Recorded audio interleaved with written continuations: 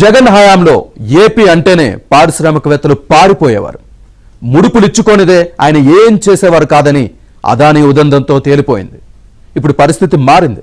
టాటా కంపెనీతో పాటు ప్రభుత్వ రంగ సంస్థలు కూడా పెట్టుబడులు పెట్టేందుకు ఆసక్తి కనబరుస్తున్నాయి.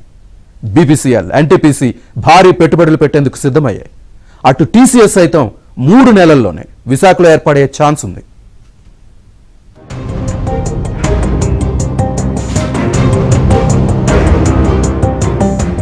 ఏపీలో 5 ఏళ్ల వైసీపీ అరాచక పాలన దెబ్బకు కొత్తగా ఒక్క కంపెనీ కూడా ఏర్పాటు కాలేదు. విశాఖ లాంటి ప్రాంతాల నుంచి ఉన్న కంపెనీలు బయటకెళ్లాయి. ఎవరైనా ఏపీలో పెట్టుబడి పెట్టాలనొస్తే నాకేంటి అని అప్పటి సీఎం అడిగేవారని చాలా మంది పారిశ్రామికవేత్తలే ఆఫ్ ద రికార్డ్ గా చెప్పేవారు. వైసీపీ పాలనలో నిర్వీర్యమైన ఐటీ రంగానికి పూర్వ వైభవం తీసుకొస్తామన్నారు మంత్రి నారా లోకేష్. ఏపీలో 5 లక్షల ఐటీ ఉద్యోగాల సృష్టి తన లక్ష్యమని చెప్పుకొచ్చారు. 3 నెలల్లోనే విశాఖకు ప్రతిష్టాత్మక టీసీఎస్ కంపెనీ తీసుకొస్తామని, అదానీ డేటా సెంటర్ కూడా వస్తుందని చెప్పారు. విశాఖపట్నాన్ని ఐటీ హబ్ గా మార్చే సంకల్పంతో చంద్రబాబు ప్రభుత్వం 2014-19లో ప్రోత్సాహకాలు కల్పిస్తే 5 ఏళ్ల కిందట అధికారంలోకి వచ్చిన వైసీపీ ప్రభుత్వం పెద్దలు వాటాలు ఇవ్వబోమన్న ఐటీ పరిశ్రమల్ని ఖాళీ చేయించేశారని ఆవేదన వ్యక్తం చేశారు. చంద్రబాబు ప్రభుత్వ పాలసీని కొనసాగించి ఉంటే విశాఖపట్నం ప్రపంచ డేటా సెంటర్ కు కేంద్రం అయ్యేదన్నారు. మీరు 20,000 ఉద్యోగాలు అడిగారు అధ్యక్ష. 5 సంవత్సరాలు 20,000 ఉద్యోగాలు నా టార్గెట్ కానే కాదు. పెద్దలు అన్నట్టు 5 లక్షల ఉద్యోగాలు ఒక ఐటీ రంగంలో ఆంధ్ర రాష్ట్రంలో క్రియేట్ చేయాలని టార్గెట్ గా నేను పనిచేస్తున్నాను అధ్యక్ష. మనం యుఎస్ కూడా వెళ్ళాను. అనేక డేటా సెంటర్ సంస్థలతో కూడా నేను కలుస్తాను జరిగింది అధ్యక్ష. ఒకసారి చూస్తే 2019 నుంచి 24 వరకు గత ప్రభుత్వం దీనిపైన ఎలాంటి ఫోకస్ పెట్టక డేటా సెంటర్ ఎకో సిస్టమ్ అటుపక్క విశాఖపట్నంలో, క్షమించాలి, అటుపక్క ముంబైలో, ఇంకో పక్కన తమిళనాడులో, అదేవిధంగా తెలంగాణలో వస్తాం జరిగింది అధ్యక్ష. అదే గాని మనం గాని ఆనాడు తీసుకొచ్చిన పాలసీ ముందలు తీసుకెళ్ళుంటే Visakhapatnam data center capital of the world అయ్యేది అధ్యక్ష. ఒక ఐటీ రంగంలోనే కాదు, యువతకు ఉపాధి కల్పించేందుకు పరిశ్రమలను పెద్ద ఎత్తున ప్రోత్సహిస్తోంది కూటమి సర్కార్. ఏపీలో పునరుత్పాదక రంగానికి మహర్దశ మొదలైంది. National thermal green energy corporation ఎన్టీపీసీతో రాష్ట్ర ప్రభుత్వం ఈ మేరకు 1,87,000 కోట్ల పెట్టుబడి ఒప్పందాలు కుదుర్చుకుంది.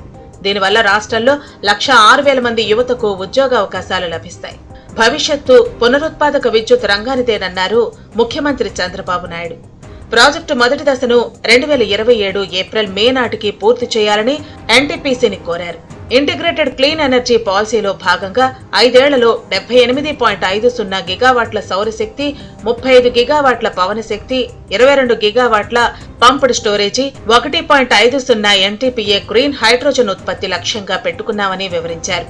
ఏపీతో కలిసి చెరిసగం పెట్టుబడితో భవిష్యత్తులో 13,093 కోట్లతో గ్రీన్ ఎనర్జీ ప్రాజెక్టులను చేపడుతుంది ఎన్టీపీసీ.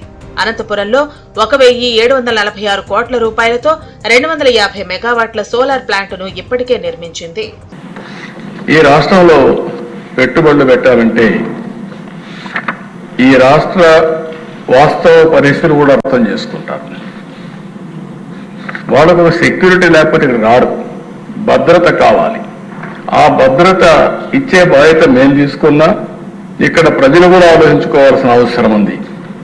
ఈరోజు రూలింగ్ పార్టీ కానీ, అపోజిషన్ కానీ, ఇక్కడుండే రాజకీయ నాయకులు కానీ ఎక్కడికక్కడ అభద్రతాభావాన్ని క్రియేట్ చేసే విధంగా లా అండ్ ఆర్డర్ మెయింటైన్ చేయకుండా ఇష్టానుసారంగా ఒక రౌడీ రాజకీయాలు చేస్తాం, నేర రాజకీయాలు చేస్తామంటే వచ్చేవారు కూడా ఆలోచిస్తారు.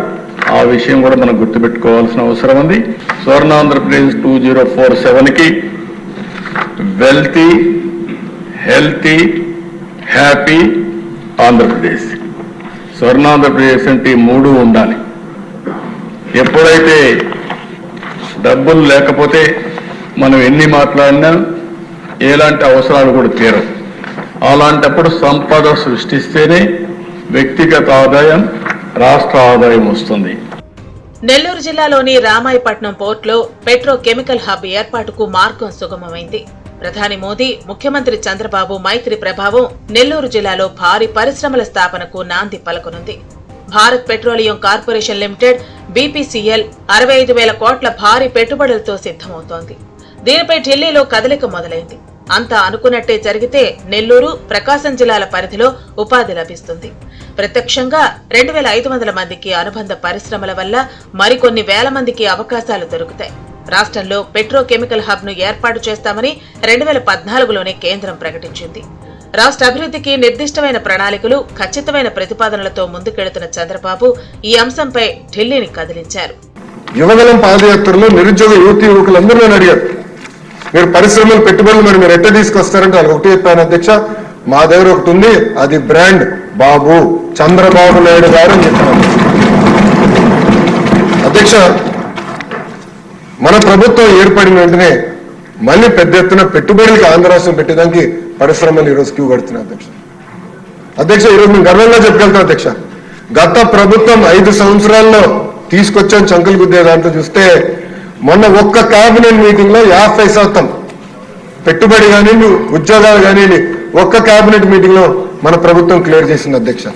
రాష్ట్ర ప్రభుత్వం నెల్లూరు జిల్లాలో అనువైన భూమిని గుర్తించే పనులు మొదలుపెట్టాయి. రామాయపట్నం పోర్టు ఉత్తరం వైపు తెట్టు గ్రామం దగ్గర 3000 ఎకరాల అటవీ శాఖ భూమి ఉంది. పోర్టుకు దక్షిణం వైపు కావలి నియోజకవర్గం తుమ్మలపేంట వద్ద విస్తారంగా ప్రభుత్వ భూములు ఉన్నాయి. ఈ 2 ప్రాంతాల్లో పెట్రోకెమికల్స్, రిఫైనరీ పరిశ్రమల స్థాపనకు ఏది అనువైనదో దానిని కేటాయించేందుకు రాష్ట్ర ప్రభుత్వం సన్నాహాలు చేస్తోంది.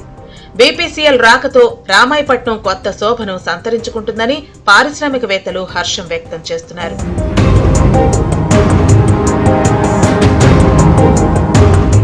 ఉక్కు రంగంలో దిగ్గజ సంస్థ ఆర్సెలార్ మిట్టల్, జపాన్ కు చెందిన నిప్పన్ స్టీల్స్ తో కలిసి అనకాపల్లి జిల్లా బంగారాయపేట దగ్గర ఇంటిగ్రేటెడ్ స్టీల్ ప్లాంట్ ఏర్పాటు ప్రతిపాదనకు ప్రభుత్వం ఆమోదం తెలిపింది. స్టీల్ ప్లాంట్, దానికి అనుబంధంగా కో టెర్మినస్ క్యాప్టివ్ పోరు అభివృద్ధికి మిత్తల్ సంస్థ ప్రతిపాదించింది. మొదటి దశలో 7.3 మిలియన్ టన్నుల వార్షిక ఉత్పత్తి సామర్థ్యంతో ఉక్కు కర్మాగారం, క్యాప్టివ్ పోర్టు అభివృద్ధికి సంస్థ 61,780 కోట్లు పెట్టుబడులు పెట్టనుంది. వాటి ద్వారా సుమారు 21,000 మందికి ఉపాధి లభిస్తుందని ప్రభుత్వం పేర్కొంది. మొదటి దశ పనులు ఈ సంస్థ ద్వారా 2029 నాటికి పూర్తి కానున్నాయి. విశాఖలో ఎల్జీ పాలిమర్స్ దుర్ఘటన తర్వాత ఆ సంస్థ ఉన్నతాధికారులను గత ప్రభుత్వం కేసులు పెట్టి అరెస్టులు చేసింది. దక్షిణ కొరియా నుంచి పెట్టుబడిదారులు రాష్ట్రానికి రావడానికి భయపడే పరిస్థితిని కల్పించింది. ఈ ప్రతికూల పరిస్థితుల్లోనూ LG electronics India private limited యాజమాన్యంతో ప్రభుత్వం జరిపిన చర్చలు సఫలం కావడంతో 5,001 కోట్ల పెట్టుబడులు పెట్టేందుకు సంస్థ అంగీకరించింది. వాటి ద్వారా దాదాపు 1,500 మందికి ఉపాధి లభించనుంది.